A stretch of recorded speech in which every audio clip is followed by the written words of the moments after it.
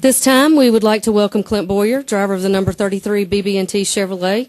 Clint sits 12th in points coming into Talladega. Talk a little bit about coming back to Talladega Superspeedway. Yeah, with being that we won here last time, it always gives you a better feeling coming back here. But Talladega hasn't always been, a great racetrack for me. We haven't always been able to get to finish. We run well here, but it seemed like we always get caught up in something in this spring race. Hopefully we can get through there. I think with this new pairing, so to speak, the two-car breakaways and things like that, it enables you to kind of control your destiny a little bit more. You're not bunched up 3 and 4 wide. You can get out. You can stay out front. You can stay out of trouble. And if you don't like your situation, you can radio over your teammate or your partner and say, let's get the hell out of here. You're fixing a wreck. That's a big part of it. Trying to be, aware of your surroundings and put yourself in the right situation, not to be in the wreck, and then, in the right situation to hopefully have a win. Okay, we'll open it up for questions. Raise your hand. We'll get a wireless mic to you. Please state your name and affiliation. We'll start with Ed, go to Chuck, then Jeff, then Woody. Ed Hinton, ESPN.com. Clint, do you guys with the Earnhardt Childress engine still have maybe enough of an edge at this place that we could see a repeat of you and Kevin Sunday? Do y'all have enough of an edge to likely be out front? And also, what do you think the odds are of a photo finish between you two teammates happening again like it did last fall? Well, I certainly hope so, is the answer is the first question. The boys down at ECR work very hard to keep it that way, and we're all very proud of them and very lucky to be able to have them under the hood. As far as the photo finish, it's pretty well a photo finish in one of them dual races with my teammate, Jeff Burton, down in Daytona, and that's one thing about having an engine like that under the hood. You share that same common ground with your teammates, so it's not a surprise that they're the ones you're racing for a win. What about the odds of you and Kevin repeating? Man, I hope they're really, really, really, really, really good. Chuck.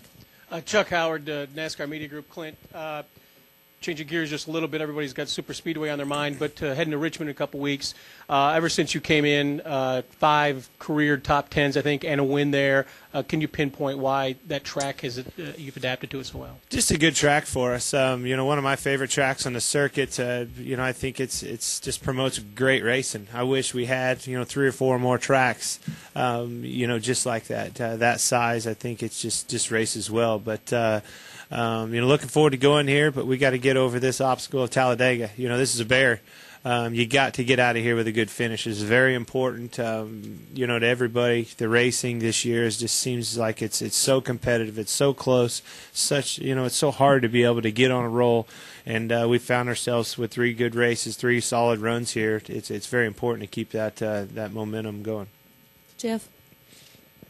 Clint, you mentioned a few minutes ago that you used to be not that comfortable at restrictor point racing, but you've gotten pretty good at it. Not only did you win here at Talladega, but you've been pretty strong at Daytona the last few races there too. How have you gotten more comfortable with it, and what has been the key? How did you go about becoming comfortable? Well, I think the key to this plate racing is being comfortable with it, being confident with your moves. Obviously having a good hot rod goes a long ways, but you got to be comfortable out there. You got to be, comfortable in your surroundings, and you got to know where to go when the time is right, how to get yourself in that situation, and then more importantly, getting yourself in that situation. I mean, that's where I think I've learned, over the course of time is you could usually tell where you needed to be.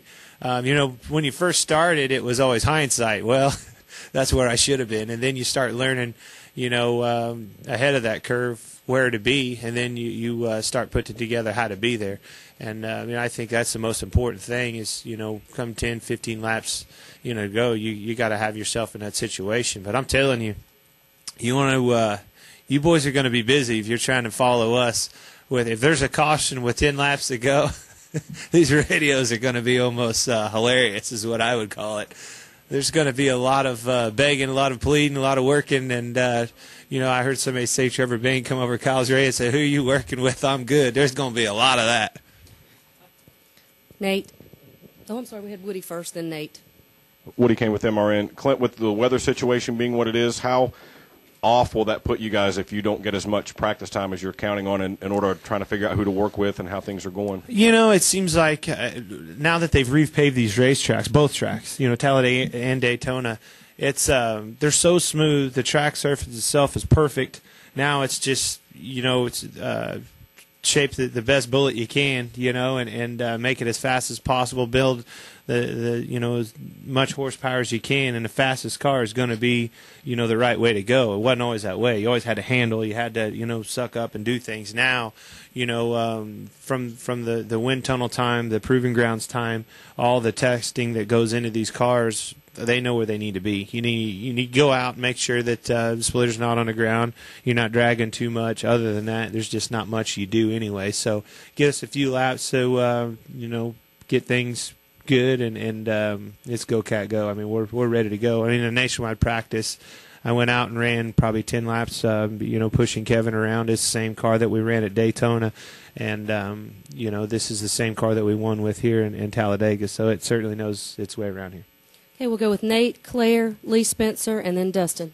Nate Ryan, USA Today. Clint, you said that with the two-car draft allows you to control your destiny more, but to play devil's advocate with that, at Daytona, Tony Stewart's second with 2 laps to go, and then through no fault of his own finishes outside the top 10 because he gets disconnected from Mark Martin. So are you still, though, kind of at the mercy more so if somebody were to come side draft you and disconnect you from the guy behind you? Well, I mean, you know, not saying that it was anything from Tony, but they did get disconnected. You can't let that happen. You got to be able to, like I said, control your destiny. Hopefully you're working with somebody that's on the same page. You know, if you get connected, drag your feet. We've got to stay connected no matter what. You know, that was something that I was very fortunate with Montoya last year is, you know, he told me, I'm following you and I ain't getting off of you. Let's go win this thing, and we did that. You know, I drug my brakes. I did what I had to do to keep him connected to me because I knew the minute that you know, connection breaks, you're done. So there is a way to stay connected even if somebody's side drafting you. Oh yeah, there's a lot more that goes into it. It's not easy. It may look easy, but there's a lot of practice and a lot of technique that goes into it. The switch is probably the most important thing in anything. You know, as your car's temperature goes, especially throughout the race, you know, you cannot just let it sit there and run, you know, 250, 260 degrees for the whole race and expect, you know, not to have a failure. And if it does, you know, not blame yourself. I mean, it's your own fault. The thing, you cooked it, you know. This switch is very hard. It's not hard, but it's hard to be good at it. You know, there's guys that can do it a half a second faster than other guys. You know, Kevin and I were practicing it, and you know, we were pretty good yesterday in nationwide practice. We were both, you know, fairly happy with it, and we'll go on and perfect it in the race. But there's a lot of things that goes into to having a car up front and keep it up front all day long. Claire B. Lang, Sirius NASCAR Radio. Clint, what about mentally focusing in on the distraction? How easy is it to get distracted by, like Kevin said, 20 people ability on his radio, or, you know, Trevor Bain calling in, and, you know, and then Kyle's joking about first come, first serve. It takes such focus here, but talk about spotters running around out there. I mean, how easy is it to get just distracted by all of it, or not? Well, you know, in years past, you were yelling at your spotter, "Go down there and see if, you know, the 14 will work with me. Go down there," and you're at his mercy. Now, you know, you can be able to flip over. I mean, to start the race and throughout the race, and the best case scenario, I want one of my 3 RCR teammates, you know, working with me. But like in Daytona, my dancing partner was Jeff Burton all day long. 3/4 of the way through the race, he blew up. I find myself, you know, what am I going to do now? Who am I going to find? And I had to finish the race off with Kyle, and we couldn't communicate. We did as good as we could, but we couldn't communicate with one another. And if we could have, you know, the outcome could have been a lot better. How hard is it, though, not to do like? Well, it's hard, but I mean, at the end of the day, hopefully you'll have time, you know, if there's a restart or whatever else, if that situation happens, you'll have time to find him on the radio. I guess you just go through, is this Kyle? No, get off the radio. Hello, is this Kyle? You just keep switching till you find it. But like I said, it's going to be interesting at the end of these things. I would say it'll be quite humorous. Okay, final 2 questions. Lee Spencer, and then up here to Dustin.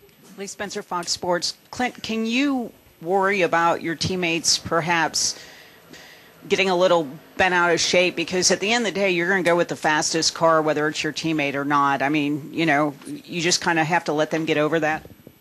Yeah, I mean, you have to work with your teammates. I mean, you know, I know going into this thing, my best shot at a good run is to be with somebody with an ECR engine on the hood. I know how much work our guys put into this racetrack, how much pride we take into being good here. So, you know, my best opportunity, I think, you know, going into this is going to be with my teammates. Now, if something happens, you know, you're forced to find somebody else, and it's important to be able to have that range on the radio that you can do that. I think it's a safety measure. I think it helps everything run smoother and be a lot more methodical with everything if you could be able to communicate with whoever you're working with.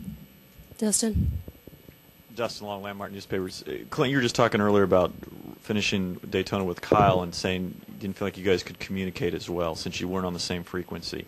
What do you feel like you weren't able to do, or how being on the same radio might have helped? Here's a line of communication. Kevin, walk over, tell Kyle's guy I need to switch the next corner. Okay, he said he's ready. Okay, tell him now. Now, that's the line of communication. It was complete chaos. I mean, now, you know, you're able to switch over and tell him. You don't have to go through two spotters and wait for the response and then get back. And then, by the way, you missed your opportunity, and now we're no longer leading the race because somebody else was talking, you know, and did it way better than we were. It's important to be able to have that. If you're pushing somebody, and that was one thing that's evolved, you know, at Daytona, and it's going to be even more so here, is now, you know, it's not just two cars breaking away and pulling away from the field. It's you know, now there's two cars pulling down on them. There's two cars sucking down on them. And now you got, you know, a bunch of two-car packs, you know, working, you know, back and forth as they go to the front. But, you know, as you're pushing them, you got to be able to have him tell you, hey, checking up, or you're going to push him right into a wreck and cause everybody to wreck. That's an important safety measure.